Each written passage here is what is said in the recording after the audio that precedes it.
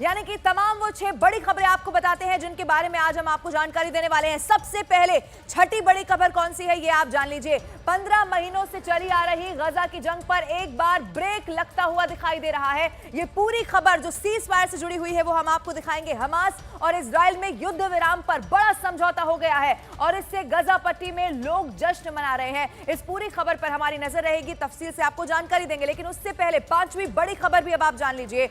मौसम का triple attack देखने को मिल रहा है। ठंड, कोहरा और उसके बाद प्रदूषण अब लोगों के लिए मुसीबत का सबब बन चुका है। यहां तक कि अब आपको यह भी बता दें, जो स्कूल है उनमें छुट्टियों का ऐलान कर दिया गया है। ये पूरी खबर आपको बताएंगे। चौथी बड़ी खबर महाकुंभ से जुड़ी हुई होगी। महाकुंभ में लगातार लोगों के आने का सिलसिला जारी है और अलग अलग तरह के रंग इस महाकुंभ में देखने को मिल रहे हैं। न्यूज 18 इंडिया पर लगातार आप एक्सक्लूसिव मेगा कवरेज भी देख रहे हैं। तीसरी बड़ी खबर भी आपको बता देते हैं। तीसरी बड़ी खबर में बात दिल्ली चुनाव की होगी। आज दिल्ली में एक बार फिर से वो दिन है जब हाई प्रोफाइल नामांकन दाखिल होंगे। अरविंदर सिंह लवली, मनजिंदर सिंह सिरसा, आम आदमी पार्टी के नेता सौरभ भारद्वाज और कांग्रेस से संदीप दीक्षित नामांकन दाखिल करने वाले हैं। ये पूरी खबर तफसील से बताएंगे, लेकिन उससे पहले दूसरी बड़ी खबर कौन सी है ये भी आप जान लीजिए। दिल्ली चुनाव से जुड़ी हुई ये खबर होगी।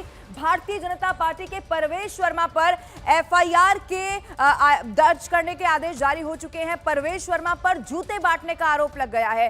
क्या जानकारी इसको लेकर और सामने आई है वो भी आपको बताएंगे, लेकिन उससे पहले पहली और बड़ी खबर भी आप जान लीजिए। राहुल गांधी के इंडियन स्टेट वाले बयान पर सियासी घमासान छिड़ा हुआ है। भारतीय जनता पार्टी से लेकर इंडिया गठबंधन की जो पार्टियां हैं उन्होंने अब राहुल गांधी को घेर लिया है और अब राहुल गांधी की किस तरह से मुश्किलें बढ़ रही हैं ये भी आपको बताएंगे। लेकिन ये तमाम 6 बड़ी खबरें, 6 बजे की 6 बड़ी खबरें जिन पर आज रहने वाली है पूरे देश की नजर। सबसे पहले बात करते हैं कड़ाके की ठंड लोगों के लिए किस तरह से मुसीबत का सबब बन रही है। कड़ाके की ठंड और घने कोहरे के बीच दिल्ली एनसीआर में एयर क्वालिटी खराब होने के बाद पाबंदियां और ज्यादा बढ़ा दी गई हैं। प्रदूषण बढ़ने और हवा की गुणवत्ता गंभीर श्रेणी में पहुंचने के बाद ग्रैब 4 लागू कर दिया गया है। वायु गुणवत्ता प्रबंधन आयोग ने ग्रेडेड रिस्पांस एक्शन प्लान 4 यानी कि ग्रैब 4 के प्रतिबंध अब लागू कर दिए हैं।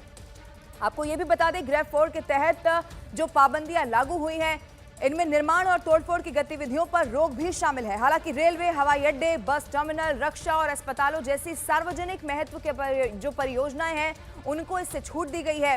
पूरे दिल्ली एनसीआर में पत्थर क्रशर बंद रहेंगे। दिल्ली, गुड़गांव, फरीदाबाद, गाजियाबाद और नोएडा में भी इस तरह से आपको बता दें कि BS3 पेट्रोल और BS4 डीजल लाइट मोटर वाहनों पर प्रतिबंध अब लगा दिया गया है। दिल्ली, गुरुग्राम, फरीदाबाद, गाजियाबाद और गौतम बुद्ध नगर में स्कूल हाइब्रिड मोड में चलेंगे। इस दौरान कक्षा 10वीं और 12वीं के छात्रों को छोड़कर बाकी सारी कक्षाओं को हाइब्रिड मोड यानी कि ऑफलाइन और ऑनलाइन चलाने का फैसला कर लिया गया है।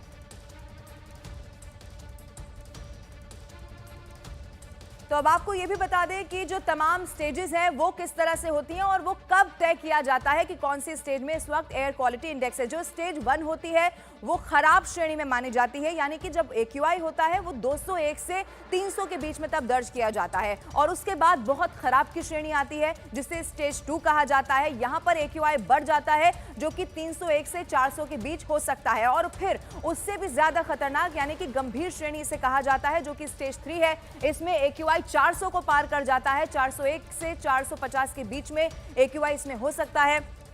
इसके अलावा गंभीर प्लस की श्रेणी जिसे स्टेज 4 कहा जाता है, इसमें AQI 450 को भी पार कर जाता है और फिर ग्रैब 4 की पाबंदियां इसमें लागू हो जाती हैं। ट्रकों की एंट्री पर रोक लग जाती है। डीजल की जो मीडियम गाड़ियां हैं उन पर भी रोक लगा दी जाती है। डीजल की हैवी गाड़ियों पर रोक लग जाती है। दिल्ली से बाहर की जो कमर्शियल गाड़ियां हैं उन पर भी रोक इसमें होती है। दिल्ली की BS4 डीजल गाड़ियों पर रोक और सभी तरह के जो निर्माण कार्य हैं वो बैन कर दिए जाते हैं और साथ ही सड़क निर्माण कार्य पर भी रोक लगा दी जाती है। तमाम स्टेजेस हैं जो गंभीर, खराब, बहुत खराब ऐसी श्रेणियां होती हैं, लेकिन आखिर में यानी कि जब जो हालात हैं वो बहुत ज्यादा आउट ऑफ कंट्रोल हो जाते हैं तब ये ग्रैब 4 को लागू किया जाता है जिसमें कई सारी ऐसी पाबंदियां हैं लागू कर दी जाती हैं। क्योंकि अब आप देखेंगे फॉग के साथ साथ स्मॉग लोगों के लिए बहुत ज्यादा खतरा पैदा करा रहा है।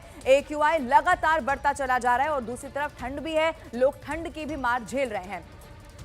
अब बात ग्रेफ 4 की भी करते हैं। ग्रेफ 4 पाबंदियां लागू यहां पर जब होती हैं तो क्या क्या बैन रहेगा ये भी आप जान लीजिए। ट्रकों की एंट्री पर इसमें रोक होगी। डीजल की जो मीडियम गाड़ियां हैं उन पर भी रोक होने वाली है। डीजल की हैवी गाड़ियों पर रोक होगी और दिल्ली से बाहर की जो कमर्शियल गाड़ियां हैं उन पर भी पूरी तरह से रोक होगी जब तक ये लागू रहेगा। इसके अलावा दिल्ली की BS4 डीजल गाड़ियों पर रोक होगी। सभी तरह के जो निर्माण कार्य होंगे उन पर बैन लगा दिया जाएगा। कोई भी निर्माण कार्य हो नहीं सकेगा। इसके अलावा जो सड़कें बनाई जाती हैं, सड़क निर्माण का कार्य होता है, उस पर भी ग्रेफ 4 के दौरान रोक रहती है। उधर आपको यह भी बता दें कि ठंड की वजह से उत्तर प्रदेश के जो स्कूल हैं उनमें आज और कल छुट्टी का ऐलान कर दिया गया है। उत्तर प्रदेश में बेसिक शिक्षा विभाग के सभी स्कूलों में 8वीं क्लास तक के बच्चों की छुट्टी कर दी गई है। शीतलहर के पूर्व अनुमान को देखते हुए छुट्टी घोषित की गई है, यानी कि ये बच्चों के लिए ना खतरा बन जाए, क्योंकि कई सारी ऐसी बीमारियां भी हैं जो स्मॉग फॉग के चक्कर में हमने देखा इससे पहले भी होती हैं। अब ऐसे में बच्चों को इससे बचाया जा सके, वो अपने घरों से बाहर निकलकर स्कूल ना जाएं, इसीलिए कई सारे ऐसे जिले हैं उत्तर प्रदेश के जहां पर 8वीं तक के जो स्कूल हैं उन्हें हाइब्रिड मोड में चलाया जाएगा। इसका आदेश जारी हो चुका है और लगभग कई सारे ऐसे जिले हैं जिसमें सिर्फ और सिर्फ 10वीं और 12वीं को छोड़ दिया जाए तो तमाम बाकी सारी क्लासेस अब हाइब्रिड मोड में, यानी कि ऑनलाइन उन्हें चलाने का जो प्रतिबंध है वो किया जा रहा है। अलग अलग 3 तस्वीरें भी आपके टीवी स्क्रीन पर हैं। इन तीनों तस्वीरों में आप देखेंगे कि बहुत ज्यादा जो स्थिति है वो कोहरे की वजह से खराब है। आगरा, नोएडा और गाजियाबाद, ये 3 अलग अलग तस्वीरें, अलग अलग जिले हो सकते हैं, लेकिन स्थिति बिल्कुल एक सी है और लोगों की परेशानी भी बिल्कुल एक सी दिखाई दे रही है। आप देख रहे होंगे कि कैसे सुबह सुबह ही जो वाहन चालक हैं उन्हें हेडलाइट जलाकर गाड़ी चलानी पड़ रही है। ऐसा इसीलिए भी है क्योंकि यही वो मौसम है जिसमें हम वो खबरें भी पढ़ते हैं कि हादसे होते हैं। ऐसे में किसी भी तरह के हादसे से बचना भी है, अपने दफ्तर भी लोगों को जाना है, काम पर भी जाना है और इस वजह से परेशानी का भी सामना करना पड़ रहा है। 3 अलग अलग तस्वीरें आपके टीवी स्क्रीन पर।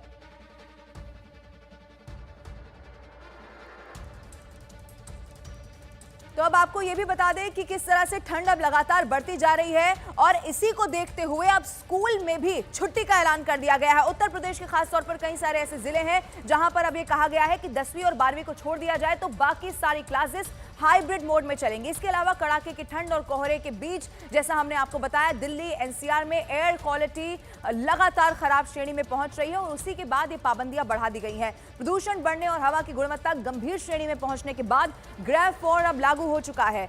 वायु गुणवत्ता प्रबंधन आयोग ने ग्रेडेड रिस्पांस एक्शन प्लान 4 यानी कि ग्रेफ 4 के प्रतिबंध अब लागू कर दिए हैं। ग्रेफ 4 के तहत जो पाबंदियां लागू हुई हैं इनमें निर्माण और तोड़फोड़ की गतिविधियों पर रोक शामिल है। हालांकि रेलवे, हवाई अड्डे, बस टर्मिनल, रक्षा और अस्पतालों जैसी जो सार्वजनिक महत्व की परियोजनाएं हैं उनको इससे दूर रखा गया है, उनमें छूट मिली है। पूरे दिल्ली NCR में पत्थर क्रशर बंद रहेंगे। दिल्ली, गुड़गांव, फरीदाबाद, गाजियाबाद और नोएडा में BS3 पेट्रोल और BS4 डीजल लाइट मोटर वाहनों पर प्रतिबंध लगा दिया गया है। तो जो ऑफिशियल अब ये जानकारी सामने आई है वो भी इस वक्त आपके टीवी स्क्रीन पर हम आपको दिखा रहे हैं। अब बात हरियाणा की भी करते हैं। हरियाणा के करनाल में ठंड का प्रकोप लगातार जारी है। करनाल में जबरदस्त कोहरा देखने को मिल रहा है और इसी वजह से लोगों को बहुत ज्यादा परेशानी का सामना भी करना पड़ रहा है। तस्वीरें सामने आ गई हैं हरियाणा के करनाल से। इससे पहले हमने आपको उत्तर प्रदेश से लेकर दिल्ली की भी तस्वीरें दिखाई, अब हरियाणा की भी आप तस्वीर देख लीजिए। यहाँ पर अंधेरे के बावजूद आपको यहाँ पर लाइट भी ठीक से दिखाई नहीं देगी। ऐसा इसीलिए क्योंकि बहुत ज्यादा कोहरा हो चुका है। ऐसे में लोग हेडलाइट जलाकर खास तौर पर वाहन चालकों को बहुत ज्यादा परेशानी का सामना करना पड़ रहा है। लेकिन आपको बता दें इसका सीधा असर रेल सेवा पर भी पड़ रहा है। कई सारी फ्लाइट्स भी ऐसी हैं जो लेट हो रही हैं। इसके अलावा कई सारी फ्लाइट्स को कैंसिल भी किया जा रहा है और तमाम ऐसी ट्रेनें हैं जो देरी से चल रही हैं और इन सब का कारण है ये मौसम और मौसम की वजह से ये घना कोहरा, जिसकी वजह से देख पाना, गाड़ी को चला पाना भी बहुत ज्यादा मुश्किल हो गया है। ये तस्वीरें आपके टीवी स्क्रीन पर हैं जो इस वक्त ये बताती हैं कि कैसे न सिर्फ ठंड से लोग परेशान हैं, कई जगहों पर बारिश भी हुई है और उसके बाद कोहरे की भी ये तस्वीर आप देख लीजिए। स्मॉग और फॉग यानी कि प्रदूषण तो पहले ही था, लेकिन उसके बाद अब जो ये कोहरा है वो भी लोगों के लिए परेशानी का सबब बन चुका है।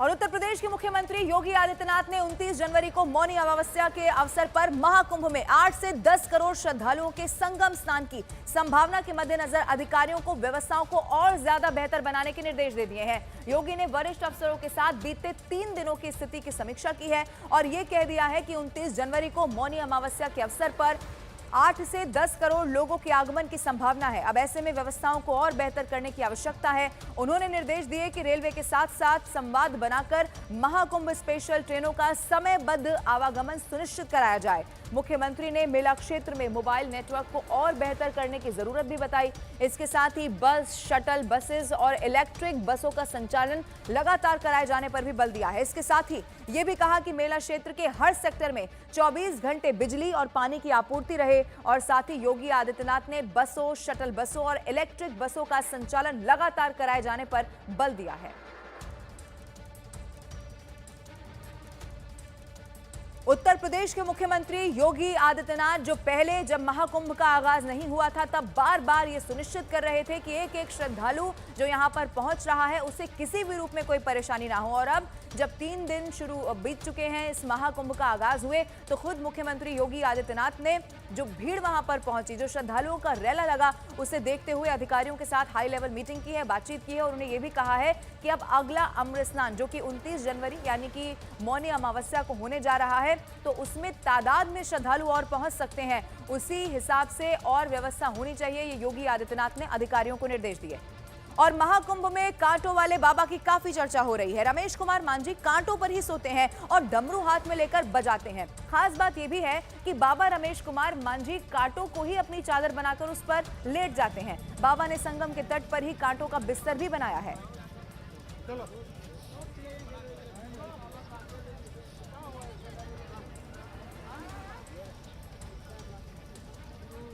ये तस्वीरें आपके टीवी स्क्रीन पर है। महाकुंभ के वैसे तो अलग अलग कई सारे रंग देखने को मिल रहे हैं, लेकिन ये जो कांटों का एक बिछौना आपको दिखाई दे रहा है, ये महाकुंभ से काफ़ी चर्चित तस्वीर सामने आई है, जहां पर ये जो शख्स आपको दिखाई दे रहे हैं, कांटों वाले बाबा इन्हें कहा जाता है। और आप देखेंगे जैसे अमूमन हम किसी बिस्तर पर लेटते हैं, उसी तरह ये कांटों के इस बिछौने पर लेटते हुए नजर आ रहे हैं, जैसे कि इन्हें कोई फर्क नहीं पड़ रहा हो, इन्हें कुछ महसूस नहीं हो रहा हो। बताया ये जाता है कि जो रमेश कुमार मांझी हैं वो कांटों पर ही सोते हैं और जो आपको हाथ में डमरू दिखाई दे रहा होगा जो इन्होंने अभी साइड में रखा है, वो इसी तरह डमरू हाथ में लेकर बजाते रहते हैं। खास बात ये भी इनकी बताई गई कि बाबा रमेश कुमार मांझी कांटों को ही अपनी चादर समझते हैं, उसी पर लेटते हैं, उसी पर सोते हैं और बाबा ने संगम के तट पर ही कांटों का बिस्तर बना लिया है। जो लोग वहां पर पहुंच रहे हैं बड़े आश्चर्यचकित हैं ये तस्वीर देखकर और इसीलिए आपको पीछे ये भीड़ भी दिखाई दे रही होगी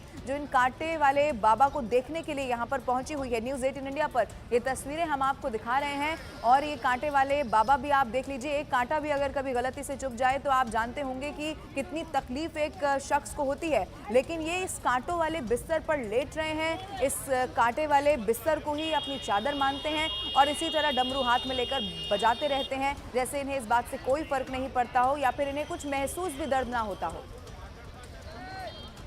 और महाकुंभ में दुनिया भर से बड़ी संख्या में श्रद्धालु पहुंचते हैं। 81 से ज्यादा देशों के नागरिक भी महाकुंभ में डुबकी लगाने के लिए आते हैं। इटली की युवतियों ने गायत्री मंत्र और शिव तांडव मंत्र गाकर सभी लोगों का दिल जीत लिया है। इतना ही नहीं है, इटली के कुछ नौजवानों ने काल भैरव मंत्र भी गाया।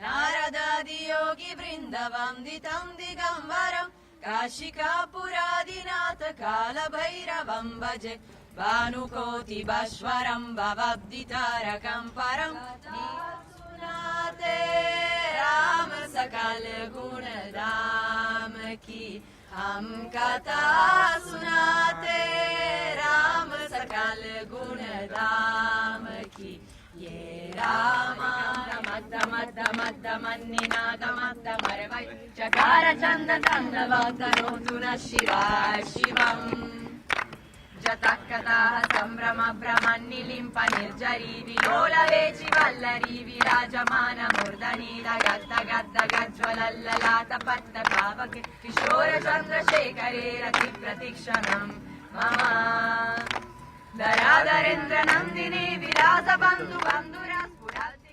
उद्देश्य था कि हमारा जो संस्कृति है, जो हमारा हिंदू धर्म है और महाकुंभ का जो महत्व है, जो 144 साल बाद आया है, तो इससे हम कितना शांति प्राप्ति कर सकते हैं और हमारी स्पिरिचुअलिटी पूरी दुनिया में कैसा जा सकती है, इस उद्देश्य से सबको लेके आया है।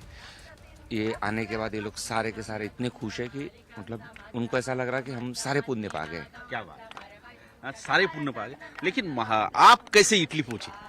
मैं वहाँ पे 30 साल से योगा, स्पिरिचुअल थिंक और सनातन धर्म का ये करता हूँ।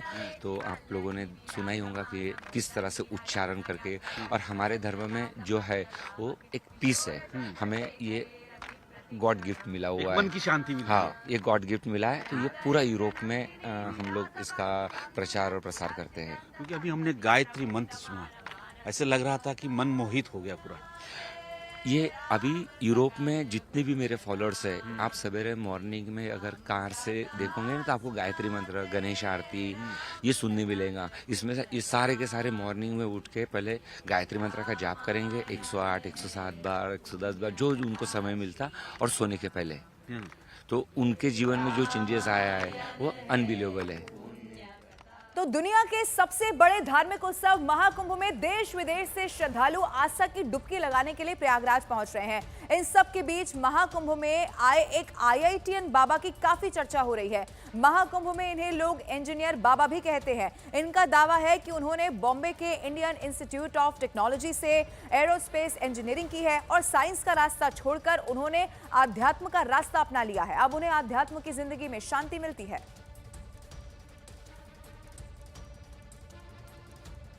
वैसे देखो तो किसी चीज़ सवाल के बारे में सोचना, बैठ के चिंतन करना, वो भी आध्यात्म ही है। चाहे मैंने कुछ भी पढ़ा हो या नहीं पढ़ा हो, शंकराचार्य को पढ़ा नहीं हो, विवेकानंद को पढ़ा नहीं पढ़ा हो, यदि मैं अपने में ही बैठ के सोच रहा हूँ, बैठ के, जैसे रमना महर्षि थे, उनके दिमाग में एक दिन ये ख्याल आया कि ये मौत क्या होती है। तो बैठ के उस मौत को देखने लगे यार कि अच्छा ये है क्या ये, तो वो उनको ज्ञान की प्राप्ति हो गई। अब आप क्या बोलोगे, क्या ट्रिगर था उसका, वो क्या जरूरी थी? कुछ जरूरी नहीं थी, क्योंकि वो करने वाला तो, अब वो अध्यात्म से रिलेटेड थे क्या नहीं थे, नहीं, उन्होंने तो ऐसा कोई वो साधना नहीं की, कुछ संन्यास नहीं लिया, कुछ नहीं किया। और सिर्फ यही नहीं है, महाकुंभ में इसी तरह से कई बाबा हैं जो चर्चा का विषय बने हुए हैं। VIP घाट के सामने मौजूद एक बाबा के बाल लोगों को खूब आकर्षित करते हुए दिखाई दिए। बाबा बालों से करतब दिखा रहे थे और लोग में उनके साथ किस तरह से सेल्फी लेने की होड़ मच गई थी। कई लोग जमकर बाबा का वीडियो भी बना रहे थे। कई लोग बाबा का आशीर्वाद भी लेते हुए दिखाई दिए। बाबा के मुताबिक वो मध्य प्रदेश से आए हैं और 45 साल की जटाओं से लोगों को आशीर्वाद दे रहे हैं। ये तस्वीरें आप देख लीजिए, बालों से आशीर्वाद देते हुए ये बाबा की तस्वीरें सामने आई हैं और लोग जो हैं वो इनके साथ कभी सेल्फी खिंचवाते हुए दिखाई दिए, कभी इनके वीडियो बनाते हुए नजर आए। इन्होंने कहा ये 45 साल से इन्होंने अपने बालों को कटवाया नहीं है और उन्हीं बालों से ये लोगों को आशीर्वाद दे रहे हैं।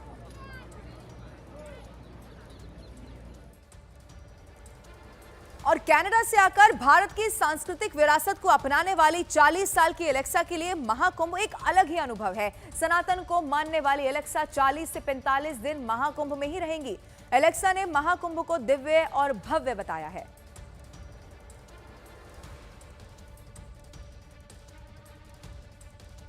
After some time, I came to know about other religions, and this one is the one that for me makes the most sense. Simply as simple as that. Okay, ma'am, who is your inspiration to join Sanatan religion? Not anyone in particular. I must say it's more a personal quest. Research about philosophy, the Saddarshana. All this relates to the universe, and because it's not one figure in particular, it's the whole thing. How many days you stay in Mahakumbh? 14 to 15 days. और महाकुंभ की अलौकिक छटा को देखने के लिए देश ही नहीं बल्कि विदेशों से भी लोग यहां पर पहुंच रहे हैं। 10 देशों का 21 सदस्यीय अंतर्राष्ट्रीय दल महाकुंभ में अरैल के